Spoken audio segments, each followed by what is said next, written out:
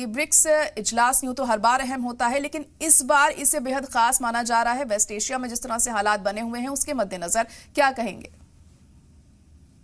जी, ये काफी अहम है ब्रिक्स की मीटिंग, क्योंकि पिछले महीने में जो फॉरेन सेक्रेटरीज की मीटिंग हुई थी ब्रिक्स की, उसमें कुछ ठोस स्टेटमेंट या नतीजा निकल के नहीं आया।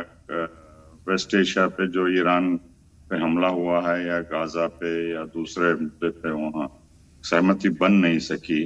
और ईरान के दूत आग्रह कर रहे थे कि इस हमले को निंदा की जाए। तो इजराइल और अमेरिका मिलकर 28 फरवरी को किए थे और उसके बाद बार बार नाकाबंदी करके ईरान पे दबाव डाल रहे हैं बोलते। तो इस बार उनके वजीर खारिजा को तशरीफ लाए हैं नई दिल्ली, और उन्होंने भी कई बार हमारे वजीर खारिजा जयशंकर से बात की इस मुद्दे पे, लेकिन यूएई और कुछ देश इसको समर्थन नहीं करते, जो कि इजराइल के हक में है और अमेरिका के हक में है।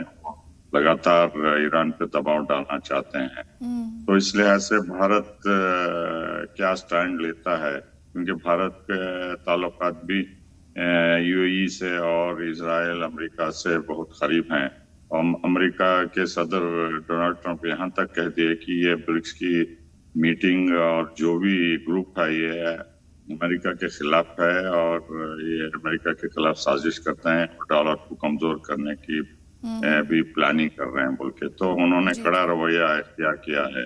और चूंकि यहाँ की मोदी हुकूमत काफी करीब है अमेरिका के साथ और कुछ खास टिप्पणी करने से गुरेज करती है, तो देखना होगा भारत का रवैया क्या होगा। सहमति बन पाती है ईरान पे या गाजा पे या बड़े मसले जो जूझ रहे हैं यूक्रेन पे वगैरह वगैरह, क्योंकि ये ईरान काफी अहम मुल्क है ब्रिक्स का और वो नाराज है अभी तक कि भारत ने कुछ ठोस कदम या स्टैंड नहीं लिया है बोलते। तो अब चीन के वजीर खारिजा मेरे ख्याल से नहीं आ रहे हैं